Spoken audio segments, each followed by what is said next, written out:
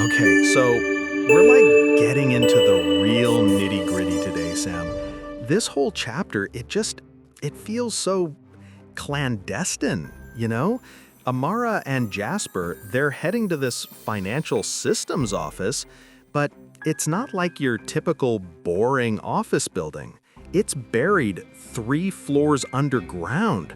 3 floors, Sam. Whoa, that's intense. Already feels like a secret layer, right? And Amara, she respects the transparency of the situation. That's kind of darkly humorous if you ask me. Right? She almost respects it. And then Jasper, bless his heart, he's there at the vending machines, totally jittery. His glasses fogging up in recycled air that hasn't seen humidity like ever. They then get to Dr. Espinosa's domain, and it's behind these security doors that buzz open like with all the hospitality of a minimum security prison. It's wild. A prison? Jeez. And what's Espinosa's office like? Is it what you'd expect from someone in a place like that? Oh no, it's totally not. It's like someone tried to design the world's least inviting library, but then a mad archivist, with a serious hoarding problem, just took over. Ancient tomes, sagging, some sealed in what looks disturbingly like wax or blood. Blood! Plus, these LED-lit display cases are pulsing with uncanny blue and red light, and financial charts are everywhere, like seismic readouts. The air, it's got this electric tang. Ozone, maybe? Or burnt hope? It's just like so much. So, Amara's compass pendant, which has just been like this comforting weight, right? It starts ticking. Not like a normal tick, but an off-tempo vibration, almost like a Geiger counter reacting to academic bullshit. It's amazing. A Geiger counter for BS. I love that. And Dr. Espinosa, she's just part of the furniture, apparently. But she's scribbling over a ledger with 2 pens at once? Red and blue? That's particular. Absolutely. And her desk is like a total graveyard of sticky notes, cracked books, fossilized espresso cups. She doesn't even look up at first, just tells them not to touch the proprietary books on the far wall. Then Jasper, poor Jasper, his mouth just betrays him. He blurts out this whole thing about the 529 memory interest system, right? How it's recursive, extracting cognitive energy from debtors, not just money. Wait, cognitive energy from debtors? That's a whole other level of predatory. He tracked it to the NCES mainframe, you said? Yeah, exactly. But then he kind of shorts out when Espinosa raises her hand. She lets the silence just congeal, And she tells him, "You are not wrong, but you are not entirely correct either. The energy is routed elsewhere, not to the mainframe." Like, oh my God, where else could it go? That's the question. And Amara, she cuts right through that tension, I bet. She's probably not one for subtle hints. Oh, she absolutely does. Her voice is like sharp as a wire transfer. She asks where it goes and why these ritualized contracts. The Johnston Mello offer, she points out, was loaded with Byzantine writers. Just way too complicated for a normal scholarship. She's totally onto something. So Espinosa, she finally looks at them, and Amara gets the full effect of her eyes. They're old, but not worn out at all. She says the debt keepers have been perfecting these systems for centuries. And the rituals, they persist, she says, because they work. The modern world, it just gave them new tools, which is even more terrifying, right? Centuries, wow. So this isn't some new tech scam, this is ancient? And she pulls out this ledger, this thing bound in cracked leather with an oxidized brass pin. It shivers, you said? That's really creepy. Totally. It shivers almost imperceptibly, and she strokes the cover like it's an old cat. She then tells them, "I was once like you." She was hungry for solutions, determined to beat the system. She sold her soul for low APRs, and never thought it came with shackles.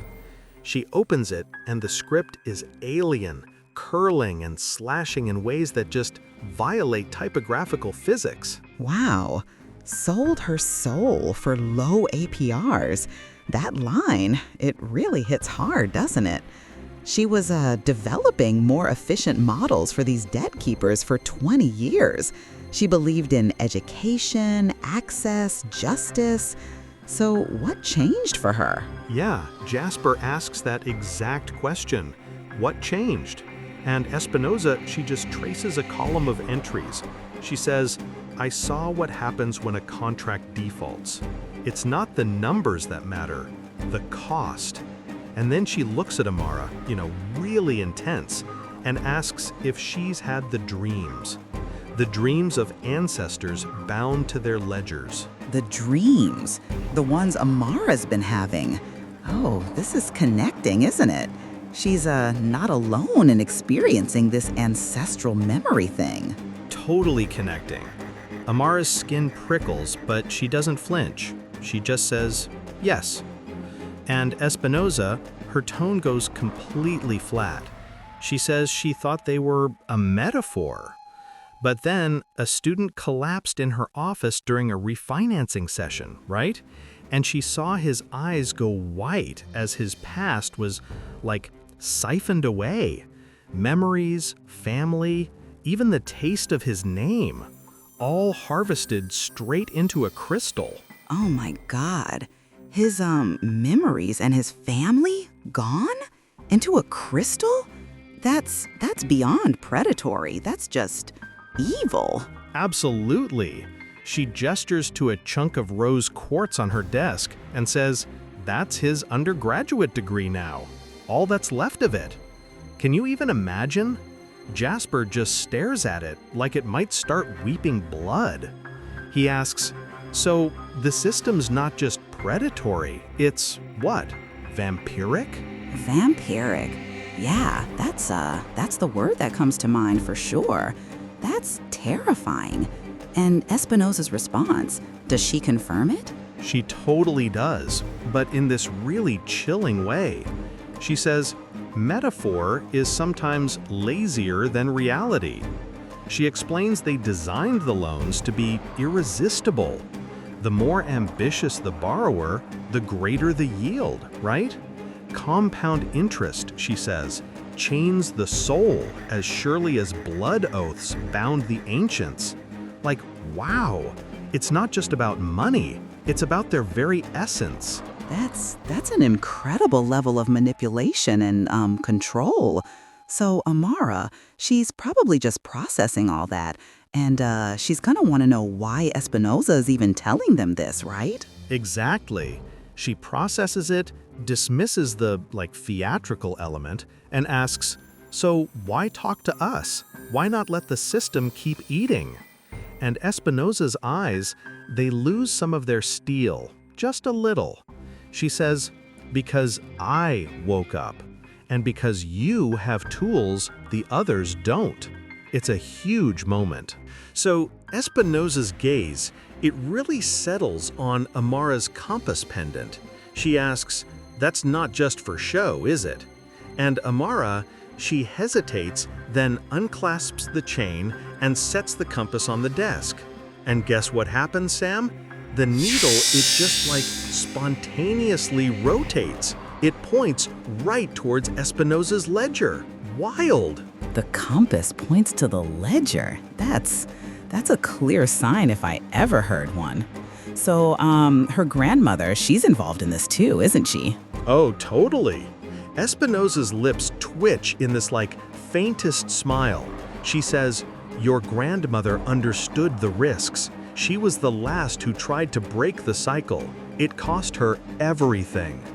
That's where Amara's quiet rage just starts building up, this pressure behind her ribs. It's her family, you know? Her grandmother. Man, that's a deep connection.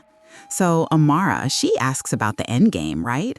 Is this about saving the next generation or just revenge for Espinosa? She absolutely does. She's like, direct. Then what's the end game, Dr. Espinosa? Is this about saving the next generation or just a clever way to get even with your old boss? And Espinosa, she just steeps her hands, blue and red ink drying in thin veins on her fingertips, and she says, both. I want the system dead, and I want you to help me kill it. It's like a full-on recruitment speech. Whoa, help me kill it. That's a strong statement. So Jasper's probably a bit freaked out by this, huh?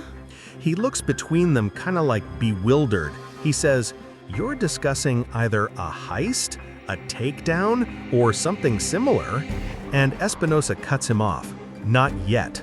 She quickly closes the ledger. First, you need to see what you're up against. And then she warns them never sign their name to anything without reading the fine print. Not here, not anywhere. It's just so intense. So Espinosa taps this hidden terminal, right? And 3 monitors unfurl from behind a bookshelf with like a hiss, almost like a venomous snake. Each screen cycles through an epileptic array of data, pie charts, equity curves, all superimposed with these erratic overlays of runic script and spectral signatures. The data itself, Sam, it's not like anything Amara's ever seen. It vibrates, fractal and alive, a living engine of economic ruin. Whoa, fractal and alive. That sounds truly alien. And she's saying the market is a myth and that the system actually feeds on emotion? That's it exactly. She points at a line graph that pulses between blue and red, like a heartbeat, and says, we tell ourselves the market is rational. That's the ultimate myth, isn't it? But when a system feeds on emotion, it evolves to maximize pain. Maximizing pain, Sam. She presses a key and a digital rendering of the university campus blossoms on screen. This is the web, she says. Every node, every contract, every last IOU is mapped here. But what you don't see are the roots beneath. So chilling, right? The roots beneath. That's really ominous. And Jasper, he's probably totally dialed in on this, trying to make sense of it with his tech brain. Oh, he hunches in, eyes dilating. He spots a pattern, says it's recursive but not fixed, like a shifting hash. He stutters, asking, is this the work of the debt weavers? And Espinosa, she laughs, half proud, half funeral dirge. She calls them financial artificers. But yes, the woven order, the back end of the Debt Keeper Consortium, the architects of modern bondage. Can you believe it? The architects of modern bondage. Wow. Amara's probably not impressed by this fancy naming convention either, huh? Nope, she just cocks an eyebrow, equal parts derision and dread, asking if this is why the dean laces every pitch with legacy and future. She says it feels like a cult or an MLM scheme. And you know, she's not wrong. So Espinosa, she points at a second window, right? It's now filled with these writhing financial contracts. She explains that ancient cults knew how to bind souls for eternity, but the weavers, they just added escrow and a touch of direct deposit. Like, it's so modern, but with this ancient dark twist. She clicks on a glowing red icon labeled Johnston Mellow Cohort, and it expands into this hexagonal lattice. Every edge a contract, every node a person.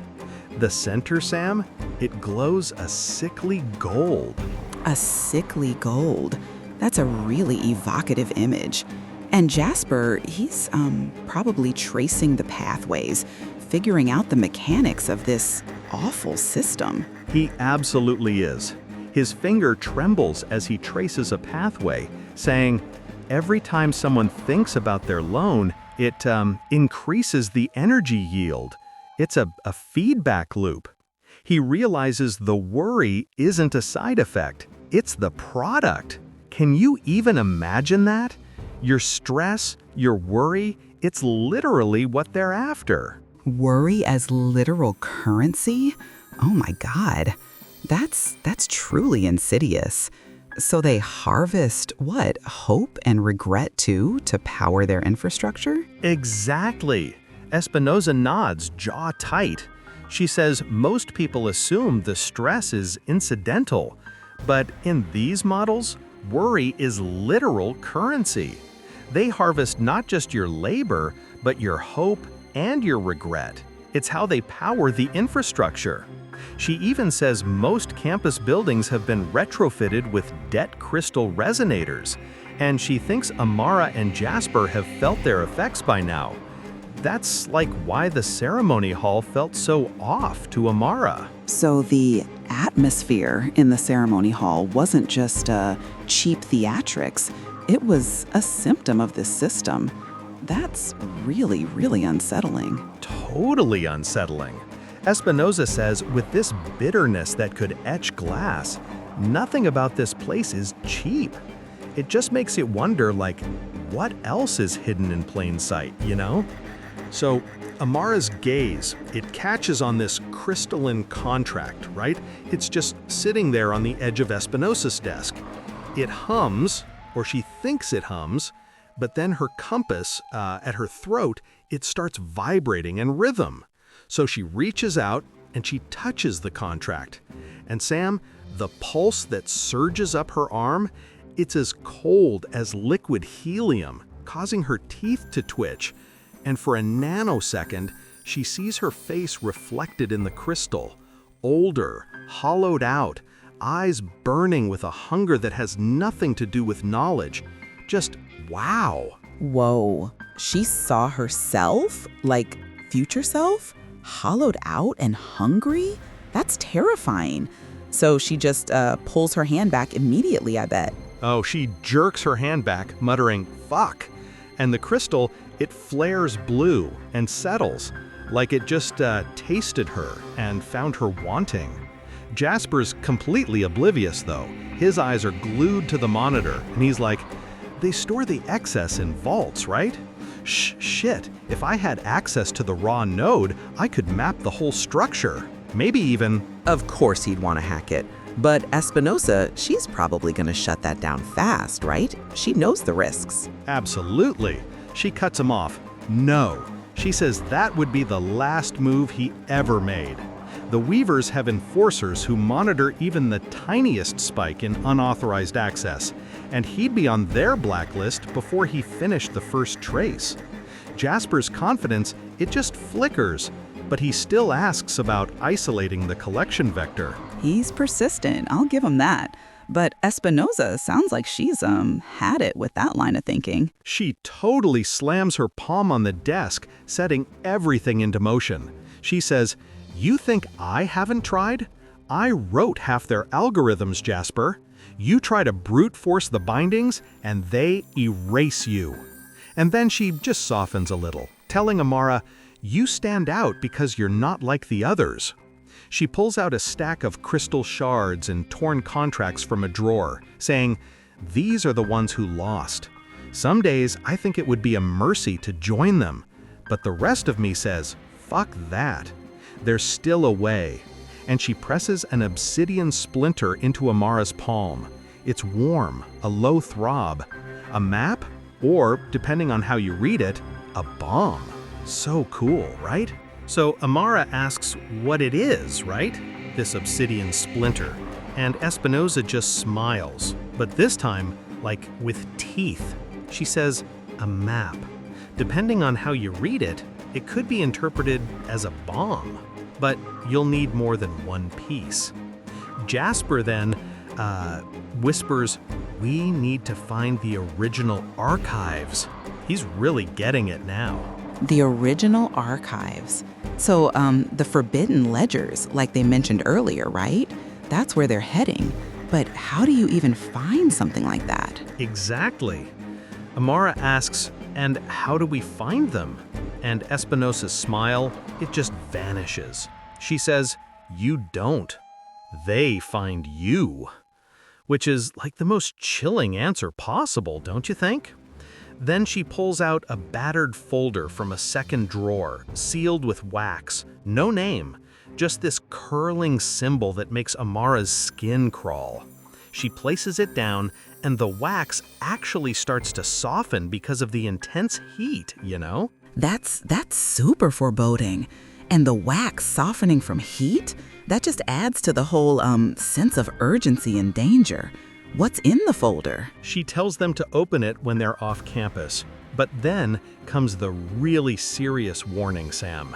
She says, and if you see anyone in a suit with geometric patterns, don't stop. Don't talk. Don't even breathe. Jasper and Amara, they just lock eyes, united in pure, undiluted terror. And then the screens flicker, die. The data gone. The lights out.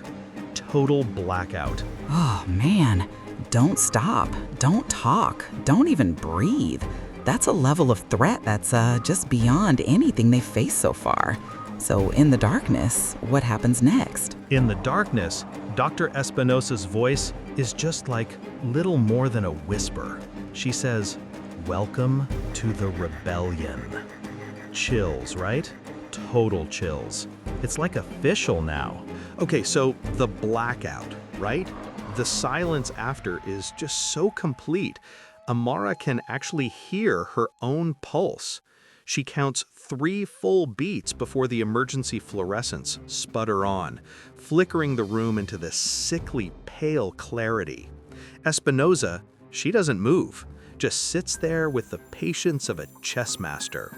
Jasper, he's like ghostly, just staring at the dead monitors, every neuron clearly in overdrive. That's a really stark image. So Amara, she's probably gonna break the spell, right? She's practical. Oh, she absolutely does. Her voice breaks the spell. She says, you didn't say what happens if they catch us. She just lets the words linger, daring Espinosa to make a promise. But the old woman just smiles, her mouth this like tight parenthesis of regret.